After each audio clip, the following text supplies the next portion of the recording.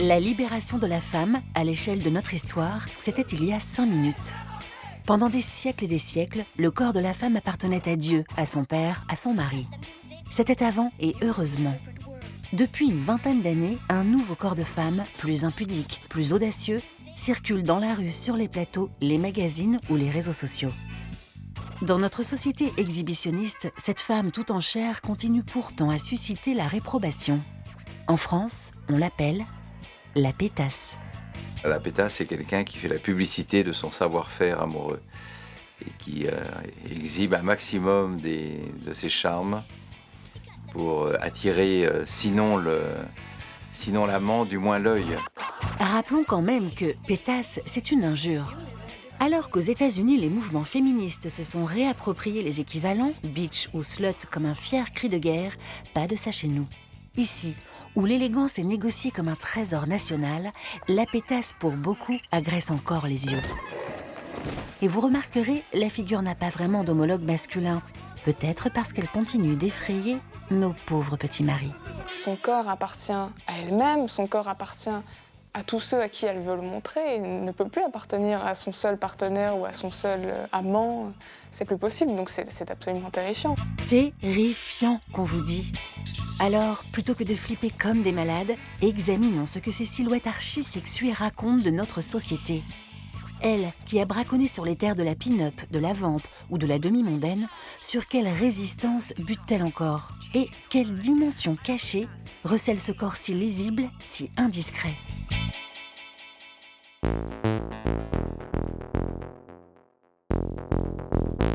Mais Lola, comment tu t'es épilée, là? Maman! Bah quoi, maman? Ça va, c'est mon corps, je fais ce que je veux avec. Bah non, non, tu fais pas ce que tu veux, t'es ma fille, quoi. Tu vas pas te transformer en actrice porno, là. Mais trop pas, mais maman, mais... Maman, c'est ça quoi va, là. l'actrice porno? Non, laisse tomber. Dis donc, ma chérie, tu vas pas faire les affreuses bêtises avec les affreux garçons, tu dirais à maman. Tout de suite. Non, c'est juste que j'aime pas les poils, c'est tout. Mais ceux-là, personne les a vus, hein. Non, cette mère-là n'a pas la mémoire courte. Quand elle avait 14 ans, on ne s'épilait pas intégralement, c'est sûr. Dans les films, comme dans la vraie vie, on assiste à la mutation du rapport des filles à leur corps, leur sexualité et leur image. On me disait genre faut pas maquiller les yeux et la bouche, c'est vulgaire. Bon, maintenant je le fais. Mais c'était aussi genre faut pas mélanger les imprimés, où il y a des choses qui sont genre faut pas porter du léopard, ça fait pute. Et c'est des choses que j'ai entendues quand même dans mon adolescence. Et après, adulte, j'étais là genre, et ben voilà, je vais mettre du léopard. Et puis je ressemble à une pute. Et alors, c'est pas une insulte d'être une pute, quoi, c'est un métier. Donc, donc du coup, il y a aussi ce truc, genre, je peux, à un moment donné, toucher du doigt même à la vulgarité. Et alors, je vais pas en mourir, quoi. Donc, je vais maquiller les yeux, la bouche et porter du léopard. Mais qu'est-ce qui a pu faire sortir des sex shops le gloss, le blond et la fausse fourrure? De la bourgeoise Azaïa en passant par l'ado en crise, un tas de femmes se lâchent. On n'a pas dit toutes et on n'a pas dit tout le temps. On a juste dit beaucoup. De manière plutôt ludique, on peut retrouver des femmes peut-être prises dans une vie assez finalement conventionnelle où on ne cherche pas forcément à plaire à tout prix, mais on va tout d'un coup s'acheter une veste de pétasse, une ceinture de pétasse, des chaussures de pétasse, une sorte de petit accessoire pour jouer avec sa propre identité et peut-être flirter avec la limite de ses interdits. Il peut me prendre comme ça par les cheveux, il peut me traîner sur le sol, Hugh Grant. Il me fait l'amour sans même me demander mon prénom. Il me jette après. Je fais le plus grand kiff de l'histoire des kiffs. Mon Kim, tu peux surveiller ton frère? Vous les voyez, ces femmes, bien comme il faut? Elles parlent comme des filles de la rue entre copines. Elles font exploser le carcan des convenances bourgeoises. C'est pas la première fois dans l'histoire des femmes et dans l'histoire aussi de la mode et des mœurs que la figure de la bourgeoise va vouloir ressembler à la figure de la fille du peuple un peu vulgaire. La bourgeoise classique était discrète et menait ses intrigues à voix basse, ce qui n'empêchait pas d'avoir une vie, à mon avis, beaucoup moins convenable qu'on ne le croyait. Au XIXe siècle, on dit déjà pétasse. C'est l'âge d'or des maisons closes et le mot désigne une prostituée occasionnelle. Pour faire plus mignon, moins salace, on dit aussi cocotte. Les courtisanes, les cocottes et les prostituées de luxe ont commencé à mettre énormément d'apparat, des bijoux, des fourrures, etc., ce qui ne correspondait pas du tout à la mode bourgeoise, qui était plutôt austère. Mais il y a des bourgeoises qui ont commencé à les imiter, parce qu'elles trouvaient ça séduisant, et puis parce que les hommes aussi étaient séduits par ces détails de mode. Du coup, la mondaine, la police des mœurs, a commencé à arrêter des bourgeoises en les prenant pour des prostituées. Et on s'est retrouvés dans un système où les flics se sont retrouvés dans la rue, genre qui est pute, qui l'est pas. Ça a brouillé en fait les pistes sur qui est la femme convenable et qui est la prostituée qu'on va arrêter parce qu'elle racole, quoi. Donc dans l'histoire, il y a un mouvement comme ça où la bourgeoise va aussi à un moment donné imiter. Alors avant c'était la cocotte, maintenant ça va être la hardeuse ou la fille, voilà, un peu bling bling, et ça brouille aussi, ça rebrouille les codes. Plus récemment, une autre jeune bourgeoise a semé le chaos au royaume des convenances. Dans un corps à corps avec les pères Lapudeur, Bardot et ses fesses ont vraiment choqué la bonne société. Vous avez des pieds de marquise. Monsieur Caradine, vous avez un culot du diable. J'ai apporté la pomme. Quelle pomme? La tentation. J'avais dit que je vous offrirais peut-être une voiture. Vous avez une voiture pour moi? Oui, Elle est là? je suis venu avec. Qu'est-ce que c'est? Une Simca rouge décapotable. Où est la voiture? On la présentait beaucoup comme un contre-exemple. On disait à une fille qui avait tendance à vouloir s'imposer un peu trop, s'affirmer un peu trop, choisir ses amants, contredire ses parents, on lui disait « mais tu te prends pour Brigitte Bardot ou quoi ?» Et c'était une insulte en fait. Donc quelque part, elle a été et elle reste un contre-exemple, malheureusement. Je suis une croqueuse de diamants. Je ne crois pas.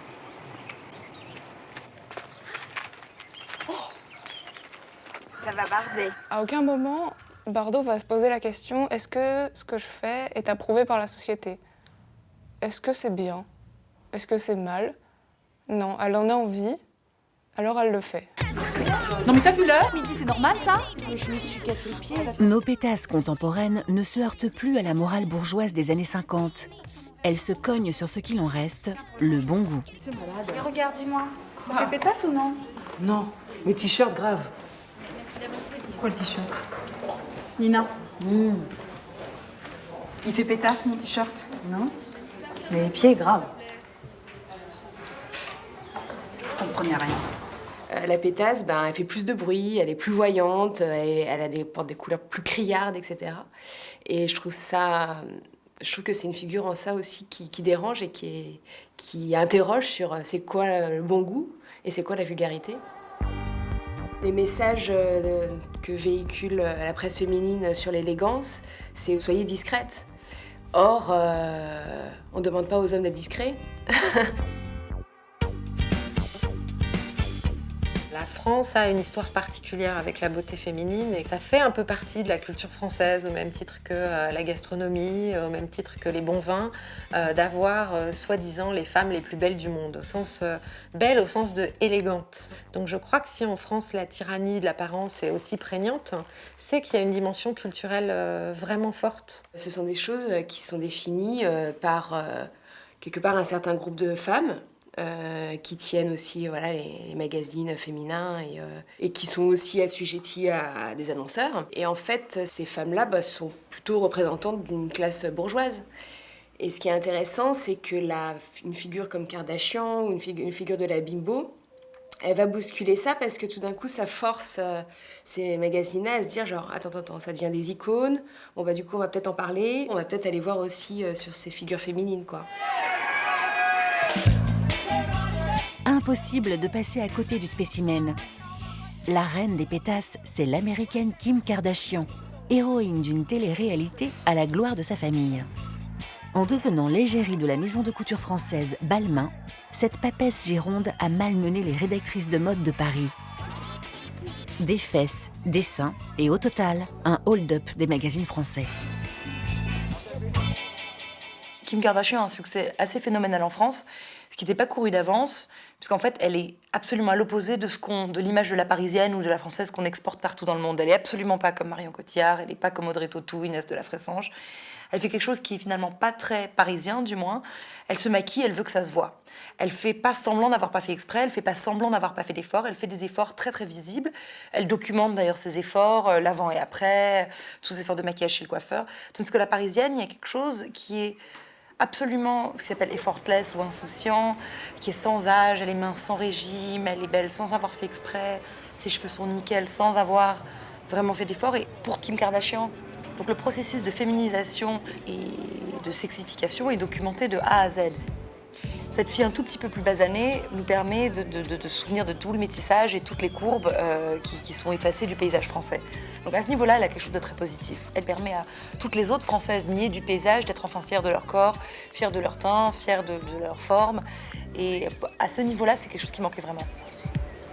Ainsi, loin du féminisme blanc créé par et pour les bourgeoises de type caucasien, la beauté métissée de Kardashian donnerait un visage à celles qui, en plus de subir le sexisme, subissent le racisme. Tu te sens comment là? Trop belle, trop belle, trop belle. Toi, tu me bouges pas? Je suis trop belle. Tu aurais pu virer les antivoix, non? Non, c'est bon. Ça fait moche, après ça fait des trous. Franchement, t'aurais pu. Philippe, viens montrer ta tenue là. Non. Mais sors de là, wesh. Mais Philippe, viens. Oh, c'est quoi? Philippe, sors là. Non. Sors de là. Un gros léopard. Dans un pays où l'ascension sociale est en panne, où les minorités sont sous-représentées, Kardashian incarne certes une réussite, mais une réussite formatée par la société du spectacle.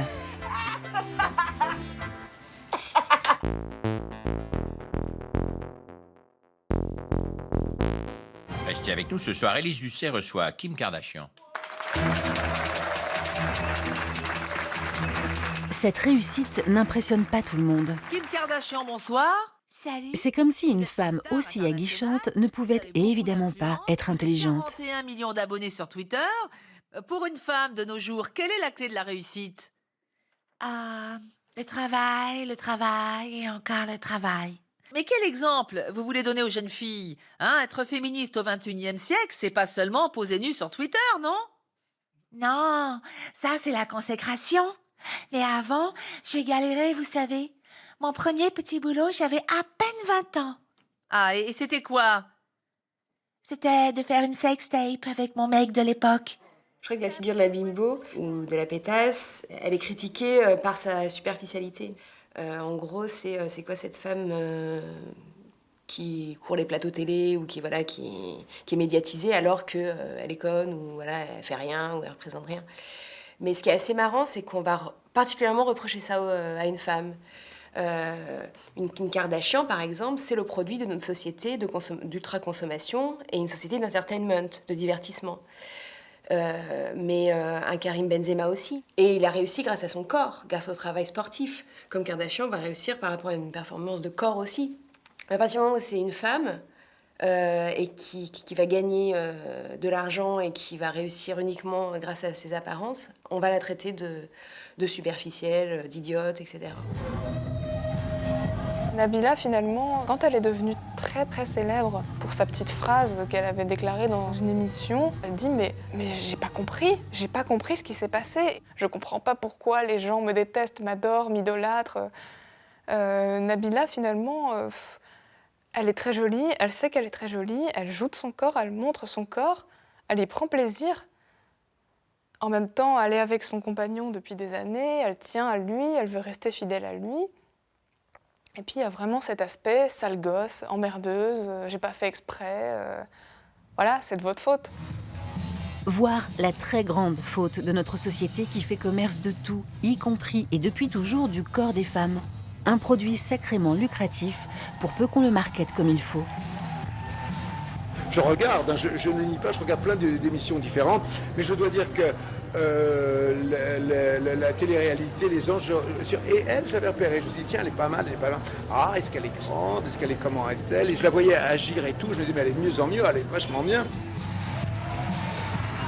C'est évident que le succès que remporte, entre guillemets, la pétasse est à l'image, peut-être, de la vacuité de nos aspirations, de notre société, d'une certaine manière du fait que l'image est devenue un repère incontournable dans lequel on cherche à se construire. Elle est aussi terriblement tyrannique, parce que la plupart des êtres humains ne correspondent pas aux images attendues.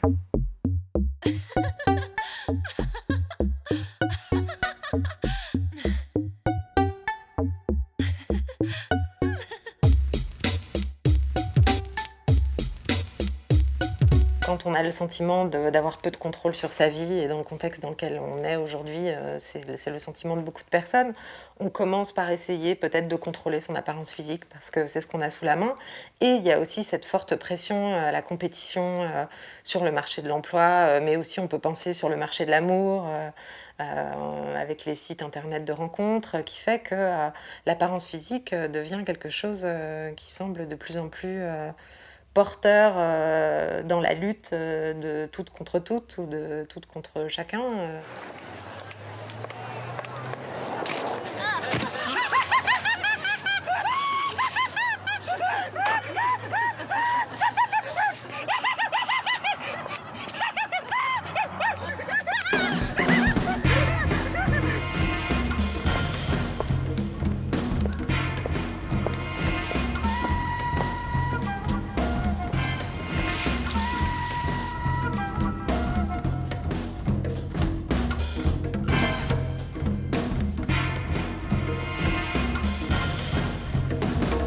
On a plutôt le sentiment aujourd'hui que si cette hyper-féminité se développe, c'est plutôt une manière que les femmes ont peut-être de chercher à rassurer les hommes sur le fait que leur pouvoir est intact, qu'elles resteront de jolies choses et qu'ils ne sont pas menacés. Plus de succès... Ouais, je crois. Je crois que c'est à cause de ça. Non, mais j'aime beaucoup le blond. En fait, ça donne de la lumière, de la luminosité à mon visage. En fait, ça fait pas fade, ça fait pas triste. J'aime beaucoup le blond. Et vous aimez bien ? C'est vraiment ce qui caractérise le regard que les femmes portent sur leur apparence, c'est qu'elles ont appris à se regarder, être regardées, et être regardées par les hommes en particulier. Il y a peu d'autonomie dans ce regard qu'elles portent sur elles. Oui. La pétasse serait donc cette femme soumise au seul regard de l'homme ? La réalité est plus complexe. C'est aussi la figure d'une nouvelle forme de pouvoir féminin qui passe, société du spectacle oblige, par la mise en scène de soi.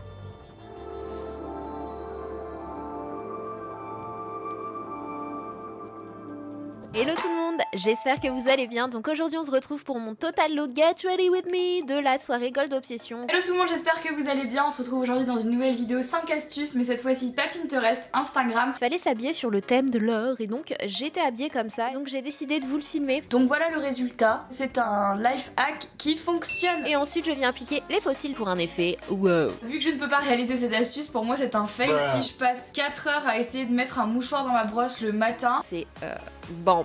J'espère que ce look vous aura plu. Si vous le partagez sur vos réseaux sociaux, je me ferai un plaisir de liker vos photos. Par la nature absolument démocratique des réseaux sociaux, les filles de toute province, les filles de tout milieu ont pu s'exprimer, monter en puissance, parce qu'elles ont réussi à se mettre en scène, à employer des outils qui font qu'elles puissent avoir une image qui est diffusable et qui voyage. Et ça c'est moderne. Ça, c'est vraiment révolutionnaire, qu'elles puissent créer sa propre marque, qu'on voit des blogueuses de partout, des figures sur Instagram, des célébrités de Snapchat qui se font des millions grâce à la mise en scène absolument parfaite de leur image Barbie. C'est révolutionnaire parce que ça prouve précisément que la pétasse, c'est pas ce qu'on attendait. Finalement, lorsque je me prends en photo, c'est moi qui décide. Je suis moi-même acteur et interacteur de ce que je veux bien vous donner à voir. Et à partir de ce moment-là, je ne suis pas dans une position d'une passivité face à l'autre. Je suis activement passive. D'autant plus parce que je maîtrise les codes, j'utilise des filtres qu'il faut pour justement trouver une sorte d'idéal qui ferait de soi un être divin. Pour remporter la bataille de l'attention, mieux vaut maîtriser les outils de communication de son époque. Aujourd'hui, Instagram, hier la carte postale et la photographie. En matière de maîtrise, Kim Kardashian a une grand-mère. Elle s'appelle Ada Menken. C'est une actrice qui faisait des tournées en Angleterre et en France, qui pour la première fois s'est réapproprié son image, qui a sorti l'image de la pin-up des griffes des entrepreneurs de théâtre et qui s'est mis en scène elle-même dans des cartes de visite, ça s'appelait à l'époque, qui se collectionnaient et on la voyait plus ou moins habillée dans les rôles qu'elle interprétait sur scène. Elle a également défrayé la chronique en fait en exposant sa relation avec Alexandre Dumas, qui a été repris par les journaux de l'époque et sur des cartes de visite, des cartes postales et dans les illustrations de journaux. Alexandre Dumas, mentor de Kanye West? Et pourquoi pas? On va dire que c'est assez intéressant de voir que Internet, qui est un amplificateur et un révélateur de cette tendance de la pétasse qui se met en scène, est finalement terriblement très hystérique, puisque justement, la jouissance de l'hystérique, c'est de créer cette forme de désir non assouvi. En fin de compte, les likes, les commentaires, les nouveaux abonnés vont peut-être venir confirmer comme une sorte de jauge, un audimat intime. Faire de l'intimité son fonds de commerce, en moins joliment dit, c'est faire du cash avec ses fesses. Mais au moins, ces pétasses du web sont libres d'être leur propre macro. Les pétasses sont les organismes les mieux adaptés à notre jungle contemporaine. Darwin appliqué à la pétasse, c'est à peu près ça. Marketer à l'envi ses atouts féminins et faire de son corps une boutique en ligne.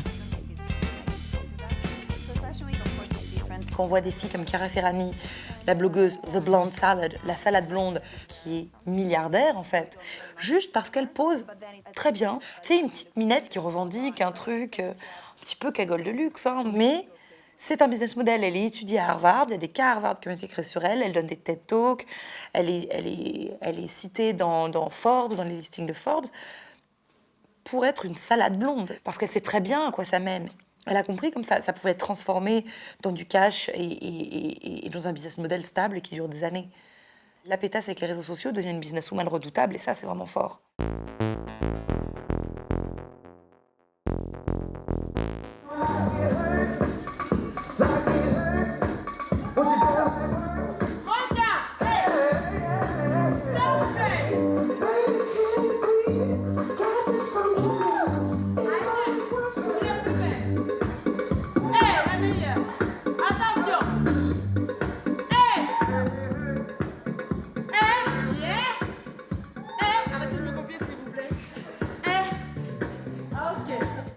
Premier, deuxième, troisième, quatrième. Okay. Maïmouna porte un shorty, mais aussi les combats féministes. Avec des danses furieuses et décomplexées sur fond de soukous, de dancehall et de mapuka, elle milite pour la fierté de la fesse. Ok. 5, 6, 7, 1, 2, 3, 4, 5, 6, 7, 8. Ok. Enfin, quelque chose d'organique. J'aimerais quelque chose qui... Voilà. Affirmer sa féminité, prendre confiance en son corps, renforcer sa capacité d'action. Bref, ici, on fait de l'empowerment. Yeah! Et la boutique thérapie, c'est le fait de bouger des fesses pour assumer sa féminité, pour faire remonter, je sais pas, toute la puissance, toute l'énergie naturelle qu'on a en nous, qu'on a tendance à laisser s'endormir en nous. Et en fait, c'est pour la réveiller et qu'elle se révèle et qu'elle nous révèle à la fois. C'est pour ça que je les pousse à crier, je les pousse à bouger des fesses, parce que c'est un truc naturel qu'on a en nous et c'est vital, quoi. Super. Il faut une puissance personnelle, une puissance naturelle, c'est ça qui m'intéresse. Attention! 5, 6, 7, allez! Ok! 5, 6, 7, allez! 5, 6, 7, allez! 5, 6, 7, allez! 5, 6, 7, allez! Champignon, 5, 6, 7, allez!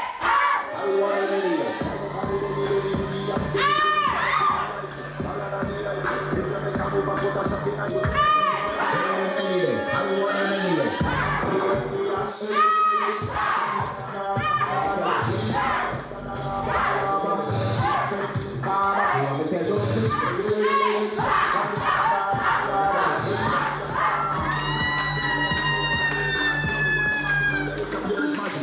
crois que finalement, autant Brigitte Bardot que toutes les actrices qui ont essayé de faire la même chose, et aujourd'hui Nabila ou Kim Kardashian, prennent ça à contre-pied, se disent finalement mon corps, bien sûr il plaît aux hommes, bien sûr je vais le modifier pour qu'il plaise encore plus aux hommes, mais finalement mon corps va être tellement objectivé, mon corps va être tellement modifié, tellement exposé, je vais tellement disparaître derrière mon corps que ça va en faire une arme pour m'imposer, une arme pour pouvoir dire ce que j'ai envie de dire, et puis une arme aussi contre les hommes, paradoxalement, parce qu'on s'imagine que ce qu'on appelle une bimbo ou une pétasse ou quelque chose de ce genre-là, c'est finalement une femme qui est soumise au désir de l'homme, mais pas du tout, c'est le contraire.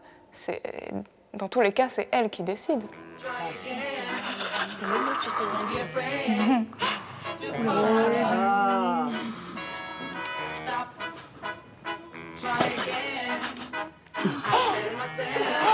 C'est énorme. Oh. C'est dingue. Dommage. Oh là là. Ah, oh. On va aller jusqu'au bout là. On va aller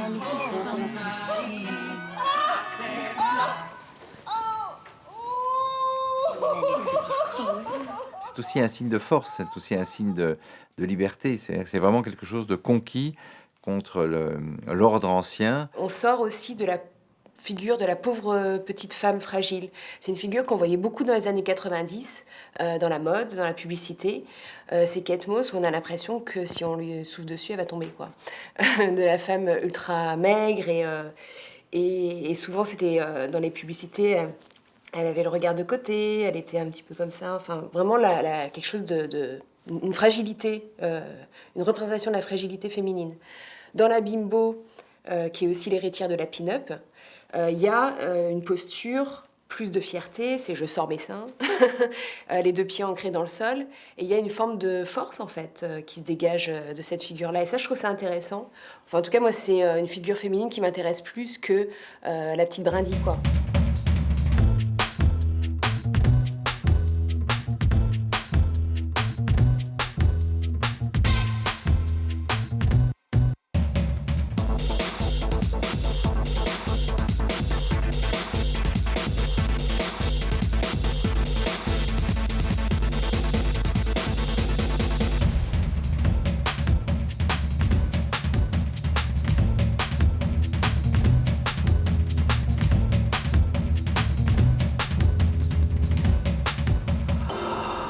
Alors c'est vrai que lorsqu'on s'interroge sur ce corps un petit peu excessif comme ça, avec une poitrine opulente, on peut se poser la question, est-ce que c'est une carapace ou une armure ? On a quand même envie de se dire qu'on est plutôt du côté de l'armure. Sorte de Jeanne d'Arc version pétasse, qui va justement, armée d'une cuirasse, bouter les Anglais, mais bouter tous les hommes. Hein, au fond, cette poitrine phallique nous fait penser qu'elle est pénétrante. On n'est pas dans la figure de la princesse qui attend dans son château que le prince vienne la sauver. C'est je sors de mon château, je passe chez le chirurgien esthétique, je me fais lisser les cheveux parce qu'ils ont tous des cheveux lisses, et je vais dans la forêt combattre les dragons et gagner plein de pognon, quoi. Donc on n'est pas dans la figure de la pauvre petite chose qui va être sauvée par le prince charmant et qui va devenir riche grâce aux hommes. C'est-à-dire qu'il y a une transformation anatomique du corps féminin comme étant non pas le corps d'une personne qui subit le mariage, la maternité et la vieillesse, mais le corps d'une femme qui part à la conquête du monde. Et finalement, être désirée, ça n'est jamais qu'un des aspects de la réussite. Voilà un bel exemple de cette mutation anatomique. Quand l'athlétique reine du tennis, Serena Williams, lâche sa raquette pour faire claquer ses talons, ça donne ça. Une femme féminine et conquérante à la fois. Serena Williams avait été photographiée en robe Versace, en robe Balmain. C'est une fille qui est belle, imposante, et les deux sont plus incompatibles. Ça, c'est très intéressant parce que avant, c'était une figure, comme on se disait, fluette, gracieuse, qui prend pas trop de place, qui parle pas trop fort, qui rigole pas trop fort. Et là, ce caractère qui fait trop concurrence à l'homme, aujourd'hui, c'est commencé à être célébré. C'est une pétasse qui est presque virile, qui est presque macho, qui le remixe avec des codes masculins, entre guillemets. Donc, ce qui le rend beaucoup plus complexe que la pétasse frivole qu'elle semble être à tout jamais, ou qu'elle semblait être.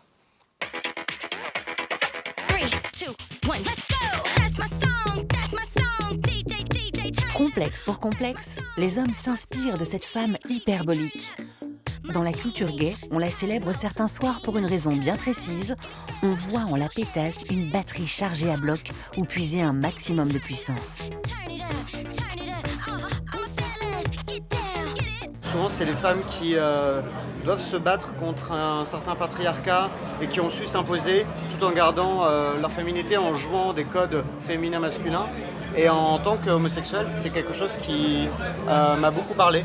On s'est beaucoup moqué de moi quand j'étais petit parce que j'étais efféminé et que je ne correspondais pas aux critères de la virilité et du masculin. Et en fait, avoir ces femmes fortes qui utilisent les codes masculins tout en restant femmes, en fait, ça apporte une certaine fascination. Donc voilà, et puis c'est aussi, elles ont su rester elles-mêmes malgré la pression extérieure. Voilà, et donc ça fait écho à l'homosexuel que je suis. C'est vachement tard. Ah ouais ? Ouais. Divine, c'est un truc hyper tard. Les vrais modèles de femmes qui me restent dans la tête, c'est Mylène Farmer que mon cœur lâche, tu vois. D'accord. Où elle arrive en ange, en démon, tout ça, et elle a les cheveux ébouriffés, un make-up hyper simple, hyper naturel, et en même temps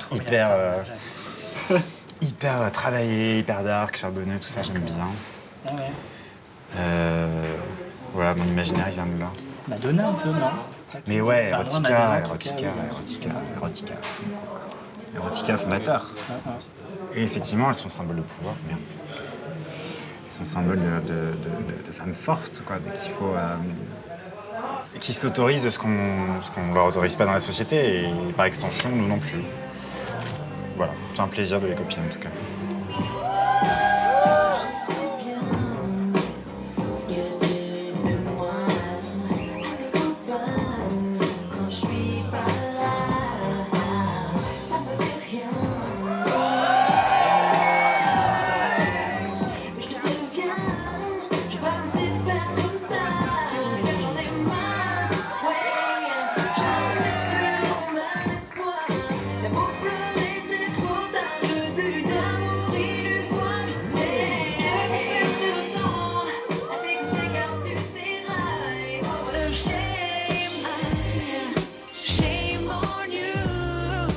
Tantôt sexy, musclée, servile ou grande gueule, cette femme pour le moins protéiforme semble être venue nous crier très fort que si la femme n'est pas complètement libre, elle continue de se battre pour l'être.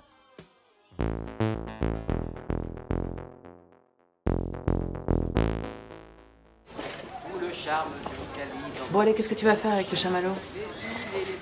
Je sais pas. Bah, je serais toi, je le ferais mariner 2 jours sans réponse. Ah non, je peux pas, hein. Je suis en pleine ovulation, j'ai trop envie de baiser. Je serais prête à payer pour ça. Combien ? Je sais pas, je disais ça comme ça. 24,90. Franchement, vaut mieux s'acheter un god. Hein. Ah non, c'est crade. Puis c'est pas pareil. Perso, je trouve ça moins dégradant que d'aller faire ça avec le premier venu. Attends, je vais demander à une spécialiste. Qu'est-ce que t'en penses, toi ? Tu parles à qui, là ? Allez, d'accord. Elle en a marre de se faire ken. On peut avoir une sexualité, quand on est une fille, au même titre que les hommes, avoir des coups d'un soir, coucher avec qui on veut, pas s'interdire de prendre des codes qui étaient réservés aux hommes avant, et qu'une femme libérée n'est pas une femme effacée ou qui se nie toute sexualité, ou qui peut parler avouer regarder du porno, parler de masturbation, aller dans un sex shop, toutes ces choses qui sont ce que Kim Kardashian revendique aussi, parce qu'elle a absolument parlé de sa sexualité, était fière de sa sextape, parle de ses envies, dit qu'elle a envie de baiser, et ce corps sexué qui imite pas l'homme, mais qui le fait de façon aussi puissante et affirmée et avec autant de confiance en elle que l'homme, c'est ce qui fait la pétasse actuelle. Donc c'est une forme de libération. Donc on peut dire que cette pétasse-là a des qualités absolument féministes. Ce féminisme-là réconcilie deux femmes qui, sous l'influence des codes bourgeois, se sont longtemps fait la tronche. Il y a toujours culturellement une influence de cette dichotomie dans les pays comme la France qui ont une culture catholique. C'est toujours d'opposer effectivement la maman et la putain. On est toujours dans ce double stéréotype où on peut être fustigé d'être l'une ou l'autre, on peut être adulé d'être l'une ou l'autre aussi, et d'une certaine manière, on doit choisir. Je ne peux pas mettre en doute les témoignages que j'ai recueillis. Jusqu'à la libération sexuelle des années 70, la dichotomie était très claire. Dans cet extrait, vous reconnaîtrez sans peine qui joue le rôle de qui. Quoi ? Si vous êtes une vraie jeune fille, je vous donnerai une chance de vous rattraper. Je savais pas que l'amour c'était une maladie. En tout cas, vous risquez rien. Vous vous êtes fait vacciner. Elle déplaisait beaucoup aux femmes. Votre journal, il est payé. Parce que beaucoup de femmes, malheureusement, ne pouvaient pas se permettre d'avoir la même attitude, même si elles auraient aimé. Que ce soit parce qu'elles n'étaient pas assez jolies, parce qu'elles n'étaient pas assez sûres d'elles, parce qu'elles évoluaient dans un milieu aussi qui n'était pas le milieu grand bourgeois dans lequel a grandi Brigitte Bardot. Dans tout le courrier que je reçois, il y a énormément d'enfants qui m'écrivent, des petites filles et des petits garçons, qui me disent « Mademoiselle, on aime bien vos photos, on a des tas de photos de vous à la maison, mais papa et maman ne veulent jamais qu'on aille vous voir au cinéma. Pourquoi ? Évidemment, c'est interdit aux moins de 16 ans. Alors j'ai décidé de tourner un film interdit aux plus de 16 ans. Et je crois qu'à chaque fois qu'une femme essaye de revendiquer le choix de ses amants, par exemple, ou son choix d'avoir ou non des enfants, son choix d'avorter, son choix de s'habiller comme elle l'entend, son choix d'être provocante aux yeux des hommes si elle en a envie, sans forcément que pour elle ce soit un appel à séduire. Je pense que c'est ça qu'elle nous a appris. Et je pense qu'elle continue à nous apprendre en fait qu'on peut à la fois être provocante et ne pas être une fille facile, on peut à la fois se promener nue à l'écran et ne pas être disponible pour tous les hommes qui voudraient coucher avec elle. Elle nous apprend qu'on peut être les deux, qu'on n'a pas à choisir. Bon, même si on lui doit beaucoup, Bébé ne règle pas à elle seule cette sombre affaire de choix entre maternité et séduction. Encore récemment, Madonna a dû se fendre d'un livre pour enfants pour s'excuser d'avoir été vilaine. Et aujourd'hui, eh bien ça continue. Kardashian, quand elle était encore non-mère, elle pouvait poser à poil. À partir du moment où elle devient maman, ça devient vulgaire, ça devient critiquable. Le déferlement de messages sexistes ou de haters sur cette photo-là est étonnante parce que c'est une photo qui est drôle et qui est joyeuse, et ça fait du bien aussi de voir une photo de femme nue, mais qui est pas dans une pose suggestive, qui est prenez-moi, je suis à poil et je te regarde avec un air de concupiscent. Là, il y avait quelque chose de je suis joyeusement à poil, quoi.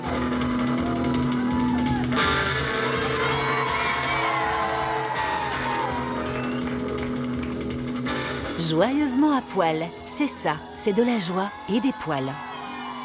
Pendant que l'on continue de reprocher à Maman Kardashian d'avoir osé montrer sa croupe, le burlesque français fait monter sur scène des femmes, des mamans même, dont le but est clair, assumer ses vergetures et faire parler son autodérision. Les figures de pétasse inspirent beaucoup dans la culture queer, dans le burlesque, parce que tout simplement c'est rigolo à jouer, à être, et on a tous rêvé d'être hyper sexy et hyper grande gueule en même temps, puisque finalement c'est une sorte de liberté absolue, à la fois de la parole et du corps.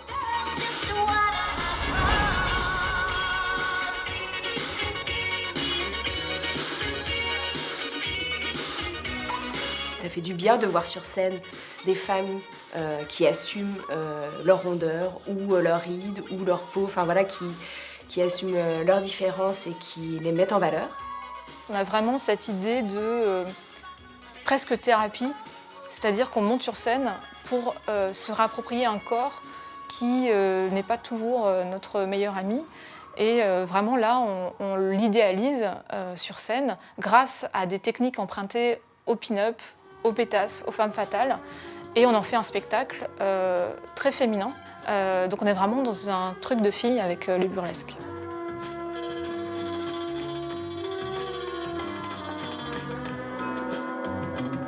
J'ai découvert l'incroyable puissance de séduction qu'on a quand on joue la pin-up. C'est démentiel.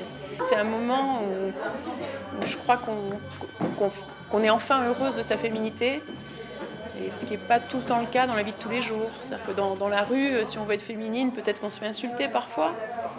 Pas tout le temps, fort heureusement, mais ça arrive trop souvent. Donc là, d'un coup, dans notre spectacle, on a le droit. Et je crois que ça, c'est extrêmement précieux, parce que tout ce qui est rare est précieux, et c'est de plus en plus rare, donc c'est de plus en plus précieux.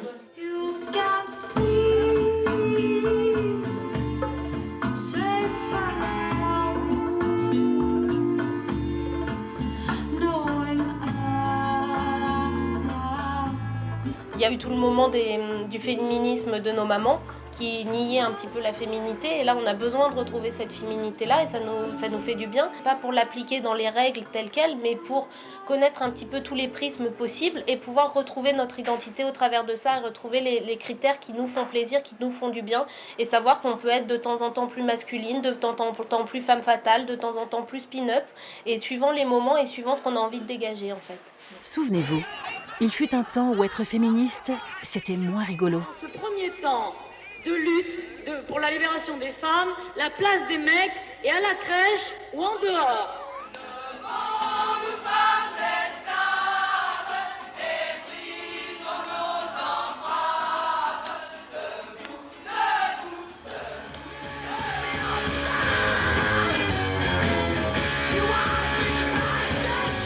Aujourd'hui, cette fille de l'entertainment propose au fond un féminisme nouvelle formule, moulée dans un string et dans la joie. Une figure qui clame sa puissance dans l'allaitement, le trait d'esprit et l'épilation intégrale.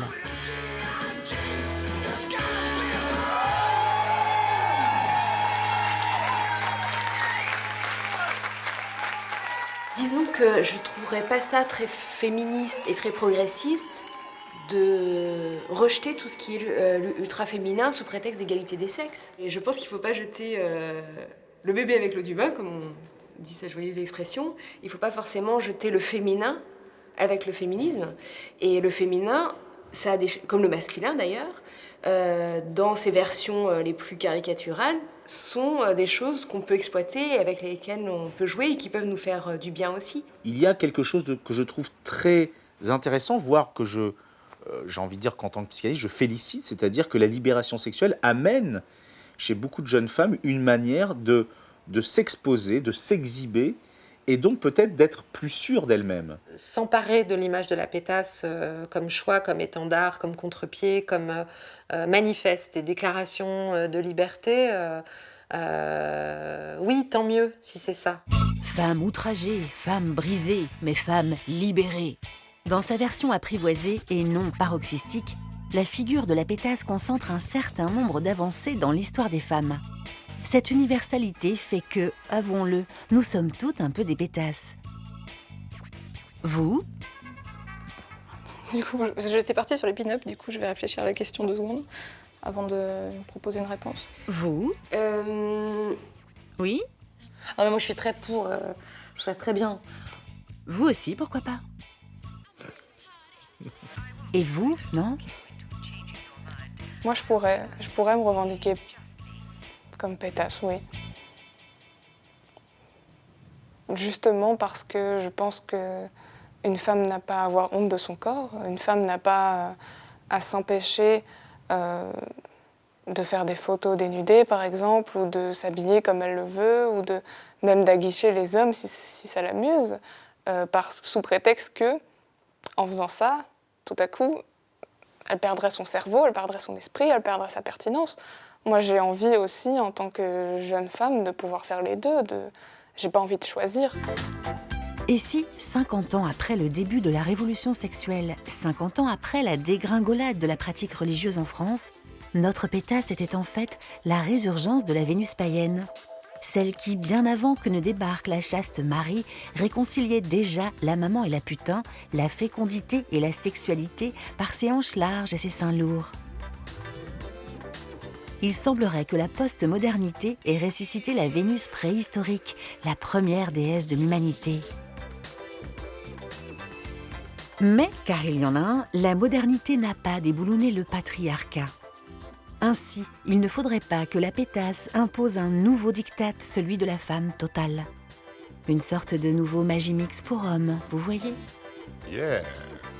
Peut-être que c'est une excellente stratégie de se rendre ultra visible en jouant des codes de la féminité et en jouant à la pétasse, pour reprendre ce terme. Peut-être ça peut être une très bonne stratégie, j'allais dire, du moment que justement ça ne s'arrête pas là et que ça permette peut-être dans un premier temps d'attirer le regard, d'attirer l'attention, pour ensuite faire passer un message qui pose justement la question de la place et du pouvoir de la femme dans la société.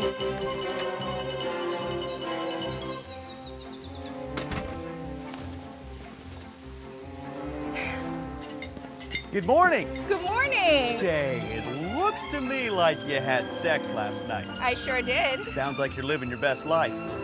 All right. Heavens! It seems as though that woman hasn't been home since last night. I sure haven't. Congratulations. Thank you. Nothing I haven't done before. In my day, I was no stranger to the walk of shame. No shame here. Hey, you're an inspiration to my daughter. I respect that you enjoyed yourself last night. I think we can all agree. Having sex is fun. Excuse me. Oh, Mr. Mayor. I want to give you the key to the city. Oh, well, what for? Your confidence in the choices you make and your ability to celebrate your body. I always celebrate my body. Sometimes twice a day. Bye-bye, then.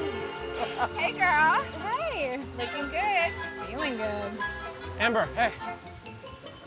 Oh, hey. Hey, you forgot to leave your number. No, I didn't.